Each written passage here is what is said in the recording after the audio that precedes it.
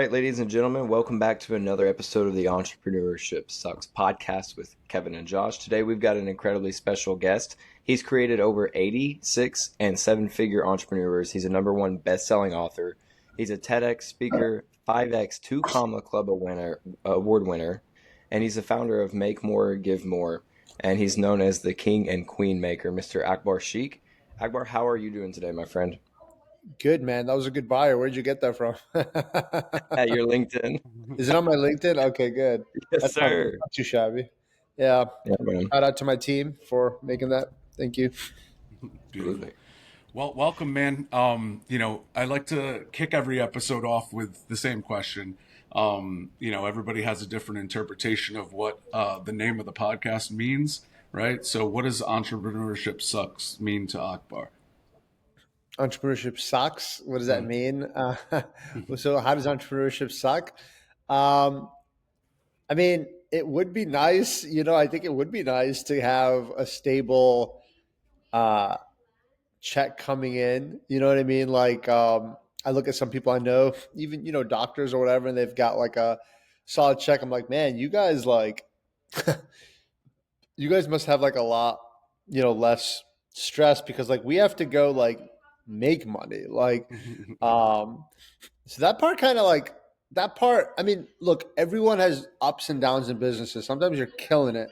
And sometimes you're really struggling. That's just the truth of it. I don't care who you are. A lot of people try to hide that. I've certainly gone through that. I think most entrepreneurs have felt like on the brink of bankruptcy, where it's like literally, and I've been here, where it's like literally, you've made millions, and then like all of a sudden, something happens, life happens, economy shifts or market shifts, or maybe you're not, something will happen to you. And then like next thing you know, it's like, damn, I've got like $48 to my name and I've got like a wife and kids and lots of bills. And so that part kind of sucks. I can keep going, but I think that's a good one. Yeah. That was good. That's definitely one of the suckier parts for sure. The title of the podcast really, it really comes from, just being the 1% crazy, right? That like Russell talks about. And, we like to talk about like the hardest shit you've gone through on your journey and how you've overcome it. That's really like the main focus of what we like to cover with people on here. I did want to just, I wanted to mention, because we don't have a lot of time together today, but I wanted to mention how much I love the way we met at the bad marketing event. Like, it's so funny. I was running around networking like crazy, and I just was like looking for a quiet spot. And Akbar was sitting down over like, all alone. And I'm like, hey, dude, I'm all peopled out, man. Do you mind if I just like sit with you and don't fucking talk to you? And you're like, absolutely. Yeah, that's exactly why I was sitting there too. I was just like, all right, I need a minute. Yeah, that was hilarious. Yeah. And then we found out we're both from Connecticut. So that was cool. And then we ended up talking, and now here you are. So even though we didn't want to network, there we go. Can't get away from it. Yep. Yeah. So love it, man. How did you enjoy the night? Like, what was your big takeaway from the week? And for everybody who doesn't know, we were at Funnel Hacking Live 10, and Akbar and I met at the Bad Marketing Black Tie event, which is like an exclusive invite only event. Yeah, I loved it. That was a lot of fun. My only regret is I kind of went for less than half of it. I wish I did the whole thing. It's so inspiring. And then the truth of the matter is, man, it's like most people like, sometimes you just forget your fundamentals, man. And a lot of times people are too cool to like go listen to the talks or whatever in some of these conferences. And honestly speaking, I really didn't get a chance. I only listened to like 1.5. But it's like, so important because that it's like when I was first starting, man, like those things I learned in these conferences like made so much money, like made millions. And so it's like, you get to, sometimes you think you're too cool or whatever, or just something I was like, oh, I'm going to hang out outside with the cool kids. Stupid. You should be inside because like just doing the fundamentals, because entrepreneurs are wild. Like something will be working and they'll be like, let's do something else. I'm like, oh my God. Like they're always trying to fix what's not broken. That kind of sucks. And so it's like, I'm about to kill my business partner at least once a month for that type of stuff. Yeah, for sure. So no, I had a blast. So I'm Yeah. curious, what are some of those fundamentals that maybe it wasn't this time specifically, but like in the past you've come back to some core things that have like you have always been core needle movers? I mean, the truth of the matter is, man, outside of mindset, the whole game is 90% mindset. Outside of that, it's really just about, I mean, it depends where you're at in business too, right? I mean, to hit your first million or whatever, it's just primarily about offer, funnel, traffic, and then after that, it's about teams and systems and stuff like that. But it's just like going back to like clarity, even like there, there's such an energy when you're around other crazy entrepreneurs. I actually felt very anxious there. That's not the first time it happened. I remember, it's funny. I remember talking to like this mindset expert because I had felt that years ago. I had to actually step outside, and I was in Russell Brunson's inner circle, and there's a lady in there called Mandy, and she's like a mindset genius, and you get access to her. I'm like, Mandy, man, like I don't feel good, like I'm feeling bad here. And this was at Funnel Hacking Live, and she's like, dude, you don't necessarily energetically align with a lot of these people. Like a lot of these people are like very all about the money. And so there is a certain frequency in that room that even at this time I felt anxious. I felt odd. And so there definitely is like, I'll be honest with you, like it's an intention thing. Like there was this coach who had an intention to go there and sell. And like, so he was like networking hard and like, and he made a couple $100,000 from the event. Honestly, that probably should have been my intention, but my intention was honestly just have a good time. Obviously I like to get some, I like mindset stuff. I like some motivation stuff. Have a good time, meet some cool people. And I succeeded in my intention, but I think a lot of people's intentions are different there. And a lot of people, yeah. So sometimes there's not an energetic alignment. Yeah. And I felt that, yeah. Yeah. That's a good answer. Kevin and I were talking a little bit about how, you see these big players, and for us it was our first FHL together, Oh, cool. and we saw some of the big players, and a lot of people are like starstruck. It's like, oh my gosh, there's Jeremy Miner, there's Eileen Wild, and stuff like that, and Yeah. Tanner Chester, but I noticed what was different from this time is like my energy was different, my intention was different. I didn't feel like I had to go talk to those people. I was just like, cool, they're a real person. They're that.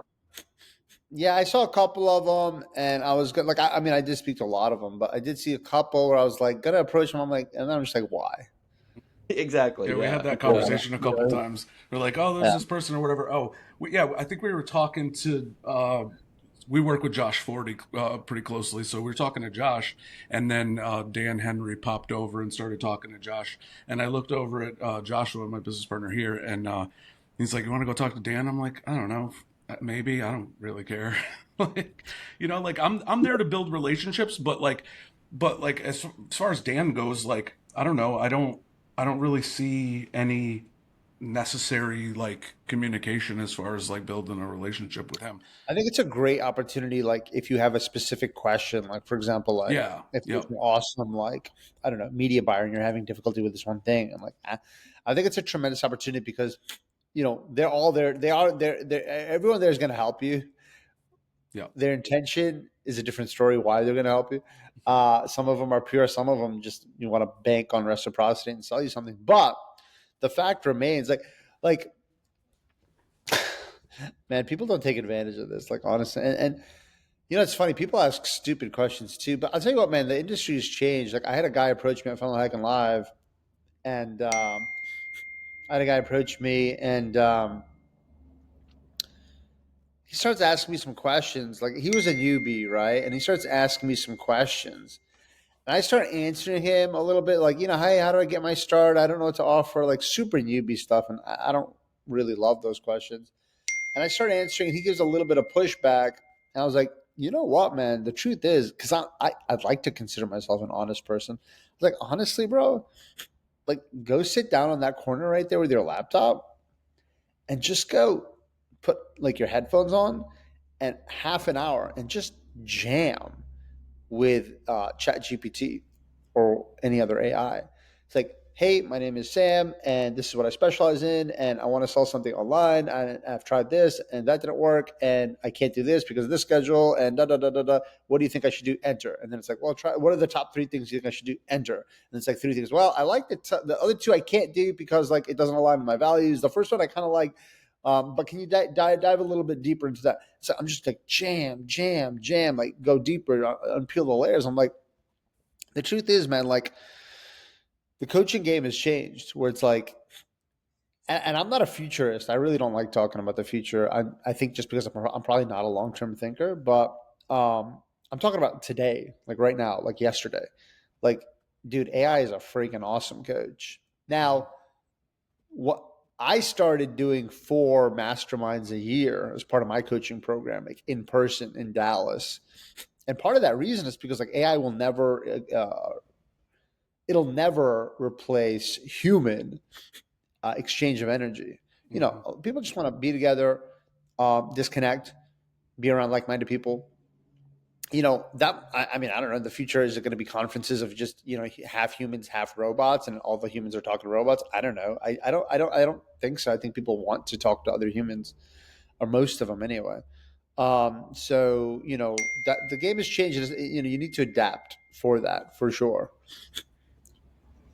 Yeah. So, in keeping with the name of the podcast, I am curious. You've obviously had a measurable degree of success online, and you know entrepreneurship does suck. Is there any specific moments in your journey that you feel you would like to share with our audience that would be like, this is you know not the mountaintop, this is down the valley, and it's the lesson that I learned from it on the way back up and out towards the next mountaintop. Um, Any notable, like you know, for example, one of us is like getting into like when we first started the business, getting into a fraudulent agreement with a con artist, and we didn't know he was a con artist, and so okay. we had repercussions from that. So we Yeah. learned to do You had that. a coach who was a con artist. Oh no, it was an investor. Oh, you had it, and you lost the money. Yep. So it's a long story. So anything like that that's like in your Yeah. story to where you are now. Yeah. I mean, look, I'm really good at making money, not good at keeping it. So like I've done, you know, historically I've done a pretty bad job at that. I'm a pretty terrible investor myself. Definitely, lost a lot in crypto and stuff like that. But, um, luckily to mitigate that, I have donated a lot. So that is like, you know, even, Hmm. I mean, if I lost everything tomorrow, I mean, it would suck, but I'll always have that thing that I, you know, built these water wells and sponsored these orphans and built these community centers and gave people the gift of vision and like all these cool things that we were able to do. Um, so like, I wish I did have a better mentor in that regard. Money management before, it's all good though. Like, you know, you live and learn. Hmm. Um, you know, I think that hunting, I think when you have a business model where it's hunt to eat, hunt to eat, hunt to eat, I think that sucks. Cause like eventually, man, I mean, you can see my gray hairs. Like eventually, you don't want to hunt anymore. And like, you know, I think, I mean, I've done a lot of things in my career. I've done agencies, coaching, done for you, done with you, one-on-one masterminds, events. Like, you know, I've wasted a lot of time trying different things because I am a bit of an artist. You know, like I started a SaaS company that was cool. I still have it.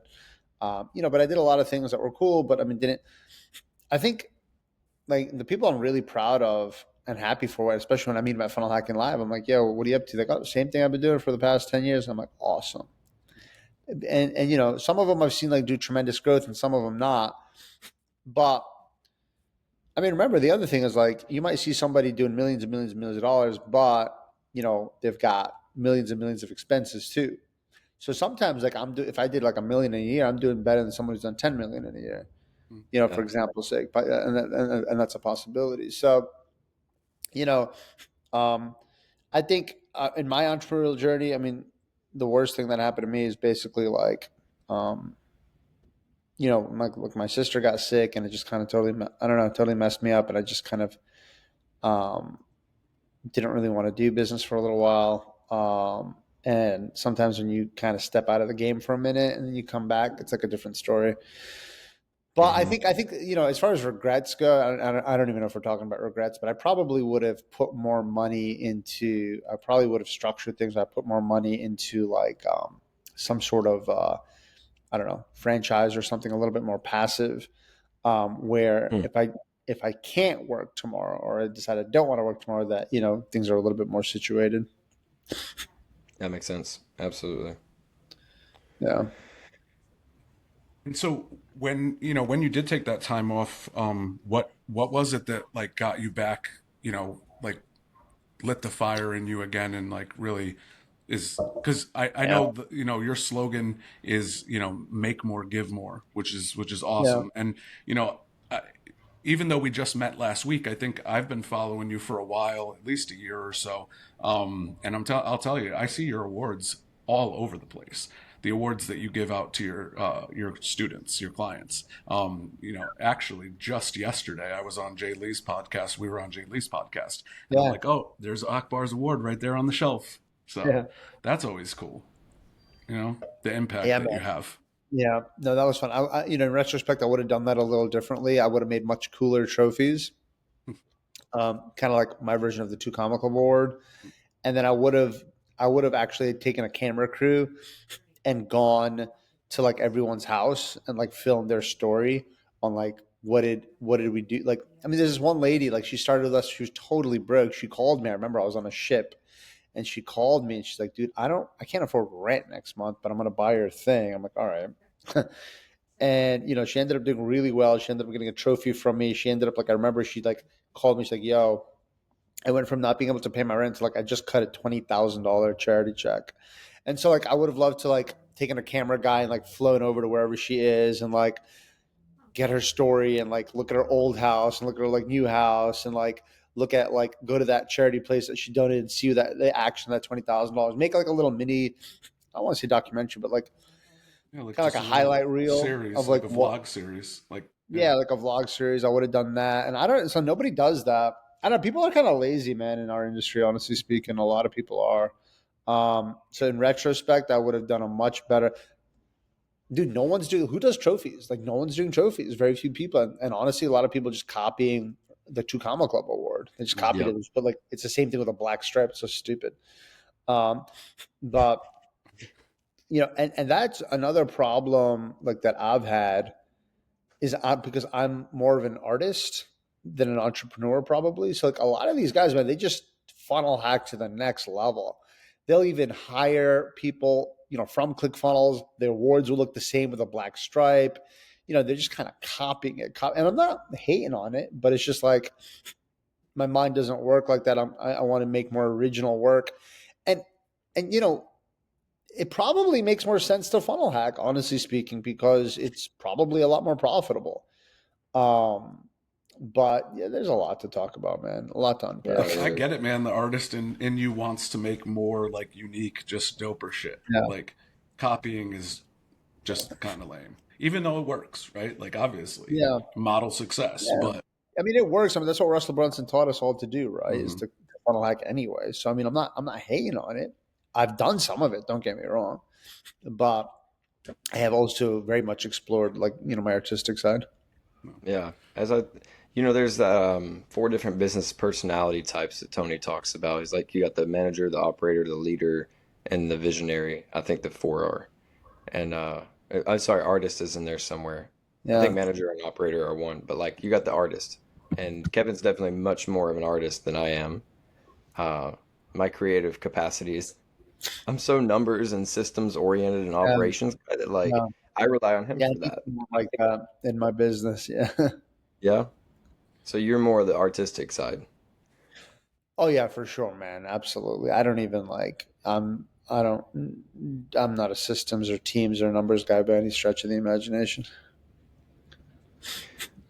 Yeah, Well, I mean I that's know that we're the good dynamic of having a business partner that's like basically the polar opposite of everything I am, right? So like everything I Yeah. lack, he's are his strengths, No, and I need one of so those, man. I do. yeah, he's definitely the so I'm Wozniak to my Steve Jobs. Yeah. yeah, that's a very accurate comparison. So Akbar, I'm curious where you're at so far in 2025. What does the rest of this quarter, next quarter? What's your focus right now in business? I am technologically illiterate. I mean, just to illustrate that, like my kids, a little while ago wanted to watch Lion King in the movie theater, and I was trying to buy movie tickets on my phone. I couldn't figure it out. I asked my brother to buy the tickets. Um, and so I'm pretty, when I say I'm tech illiterate, I'm pretty tech illiterate. Um, but I got to tell you something. I'm a little late to the party, but I am actually enamored by AI on a pretty deep level, meaning I actually get a little emotional talking about it. I actually love AI from a spiritual perspective because at the end of the day, yeah, entrepreneurship can suck, but at the end of the day, it's also awesome. Mm-hmm. Mm-hmm. And at the end of the day, entrepreneurship is what? It's solving problems. Mm-hmm. That's really at the core of it. And so, never in my life have I ever seen anything solve problems in such a way that it has immediate impact and it solves the problem immediately. And that's what AI does. I mean, someone's like, "Hey, I don't have an offer." Mm-hmm. Offer. Hey, I don't have a sales script. Sales script. Hey, I don't have. I need to record a VSL. I don't know what to say. VSL script. And I can go on. And hey, I don't have any emails. Mm-hmm. 30 emails. Best. And dude, my copy has made millions. And I don't even write copy anymore. Like, I mean, like I won't write an email sequence anymore. Hell no, because I'm honest. Hey, my wife. I'm honest. Where it's like AI is better copywriter than me and any copywriter out there. I would say I'm easily a top 1% copywriter for sure. Mm-hmm. Better than me for sure, and Do you every other tell it to copywriter write too. copy like Akbar Sheikh? It does actually, yeah, it really That's does. awesome. And, and the thing is that so I do love AI, I do, and for spiritual reasons. So I am planning on developing AI this year, my own AI software. And so that's going to be, my focus is on my coaching to make it more mastermind-esque, to have more meetups, make it a little bit more. Uh, our coaching program is fantastic. It's, I believe, the best in the industry, and I believe the most affordable in the industry. So we're just refining that. We're adding a little bit more done for you element as far as building people funnels. I think we're getting a little bit more into the agency coaching blend model like we used to. I stopped doing it, man, because fulfillment was such a pain in the ass. But now with AI, it's so much easier. Mm-hmm. So yeah, I think we're kind of heading back to the basics, and going to be incorporating some AI, and yeah, that's my focus. And I'd like to open a man, and it's kind of a longer story, but it's a little ambitious. But this year, if everything goes right, this year, I'd like to open. I have a concept for a manless mattress store that actually looks like a modern art museum that's run by a robot. So it's kind of a crazy concept, but it's something I'm going to do, God willing. It's a pretty niche specific. I like it. Yeah. It's a long It's story. funny. Like, dude, what an interesting alignment that I totally didn't anticipate. But Joshua and I, obviously, this is our podcast, but this is kind of just what we do for fun and just to build relationships with people. But we've been in the AI space since like late 2023. And this is what we do for our clients. We actually run the Thursday support calls. We're AI employee community experts for GHL. We run the support call for the whole GHL community. Oh, that's wild. I Um, didn't know that. yeah, so I did. My wife just told me like 20 minutes before we hopped on. She's like, he hosts an AI mastermind. I'm like, oh, I didn't know that. So Well, it's it's pretty funny. cool. Well, it's funny. I had two people, Jeff Bannock, who I think you Yeah, know, I know. Yep. and Rachel Miller speak at and I'd love for you guys to speak if you guys want at my Yeah, that'd be next cool. mastermind, which is May 9th in Dallas. It's, by the way, mine are by design, very small. So it's in a boardroom. So there's only like 12 people. So Cool. just to let you know, but um, I had two people speaking about AI, and then I asked AI, I use Claude. Is Hmm. that how you pronounce it, Claude? Yep, Claude. Mm-hmm. I pay them. I pay $20 a month, Hmm. and I don't even know if that's necessary, but it looked like it was necessary because my credits were up or whatever. But um, I was like, hey, here's my itinerary. Come up with a name for this. And they're like, AI mastermind. I'm like, I guess you're right in a way. Right? Like, keep it simple, I guess. What else? Yeah. Hey, dude, we're so creative. You know what we named our company? Company. Yeah. What'd you name it? Leverage AI. Leverage AI. Nice. Yeah. Some of like the biggest companies out there. Like there was this guy who just started this like support company for GHL. I think it's hilarious. He's doing well. I think he's doing a few $100,000 a month. But he literally just got started. It's called like HL Pro Support or something like that. Oh, he copied Matt Decino's company name. I don't know. I don't know. I don't want to I used say. to I don't work know. for Matt. His company's called HL Pro Tools. Yeah, I know. I used to use them. I like Matt a lot. Yeah, Matt's cool. I used to work for him for like a year. That's crazy. That's kind of how we got into the GHL community, because before that I wasn't really privy to it. I want to take it one level deeper, and then I know we probably got like a cutoff here in Yeah. like a few minutes. Yeah. You've mentioned spirituality a couple times. We're both believers. I don't know what you ascribe to. It doesn't really matter. Spirituality in general. Talk to me a little bit about that. Why does AI make you emotional? How do you see like what when you say spirituality, what does really that mean for you? It's just so honest. Like it's just so pure and honest, man. It's just like I just said, like what man, the first thing I learned when I came in this industry, over a decade ago was like, hey man, the difference between the ones who make it and the ones who don't is size of the action they take and speed of implementation. And it's just like, what do you need? Where are you at? You want to offer, funnel, social media posts? Like, what do you need? It's there. It'll give it to you now, like right now. Like this morning, today we built 3 different businesses for 3 different clients. Like it's gone from months to minutes. And so it's just so pure. And it's so like, if you're talking about spirituality, there's an Arabic word, ihsan. And ihsan simply means doing something with beauty, doing something with excellence, doing something at a high level. And so not only does it get shit done like on the spot, but it's top notch. You know what I'm saying? Like you might have to like ask another couple questions, or whatever, or go a little deeper or whatever. But I mean, like, not only is your problem being solved instantaneously, but it's being solved like it used to be. You can't there's cheap, quick, quality. Yep. You can't get all 3. That was the big thing, right? It's like, well, you can get cheap, but it's not gonna be great quality, or you can get great quality, but it's not gonna be cheap. But now you got all 3 for the first time that I've ever seen. You got cheap, high quality, and super quick. Yeah. And so that's the first time I've ever seen that. That rule of 3 is gone.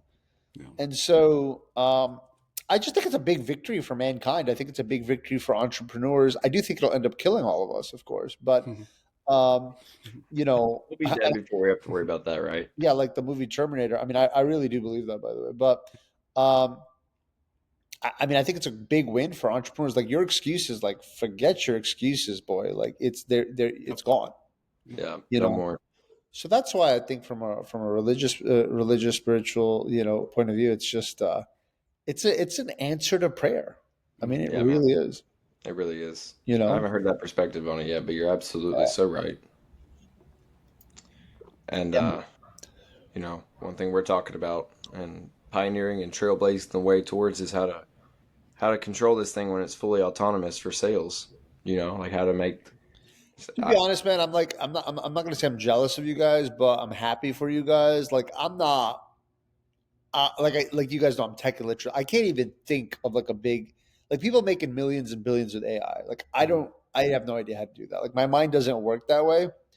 And so like I do have an idea for like an AI software, but it'll be like that would be like a small 7-figure thing, but like I don't have like an AI concept that'll make like 20, 50, 100 million or billion or whatever. I don't know. I don't have one. You know what I mean? My brain doesn't work that way. So I'm really happy for you guys who have that experience and who can think that way. That makes me think that I should just kind of talk more about it with those type of people. And then, because the thing is, like, it's not hard to develop anymore. Like, it's funny. I was getting quotes for like to build something a little while ago for like $100,000. Yeah. And then like a month later, like it's like, oh, okay, it's actually $10,000 because the technology changed. So it's like, not only is it like it's not cheap, to develop as well. Yeah. A solid system it's not overnight. Yeah, for sure. Yeah, I mean, for us, as far as like what we do, I mean, we didn't like we're not tech guys, man. We 30 years combined sales experience. We ran a seven-figure sales team together before we started this company, and so for us, it's really just more about giving sales teams and companies more leverage with AI. Pun absolutely intended. You know what I mean? Like we got one Yeah. client, they're a $150 million business. They got a 55-person sales team. They were about to hire 30 to 50 more people. And we're like, how about we just do this instead? And it's made them a bunch more money. And all their sales reps are making more money because it's teeing up more opportunities for their team, which That's the other that thing, for right? me It's is like, that's what I set out to do. You know what I mean? no, it's really beautiful. It's like, here, install this thing and you'll make more sales without doing anything. And it's like Yep, legit. It's not like a scam. It's like a real thing. exactly. Yeah. And so, yeah, I mean, this is, all the reasons I love it. But yeah, man, I'll end with, I don't know if you guys want me to like give a little gift to your listeners, but Yeah, we tell them got, how they can find you, all that good stuff. yeah, man. I mean, if it look, we've been in the mentoring game for a while. We've handed out over 80 trophies, primarily to high ticket people, or people who want to start a high ticket business. We like to help successful offline people become mega successful online by wrapping a business around their talent.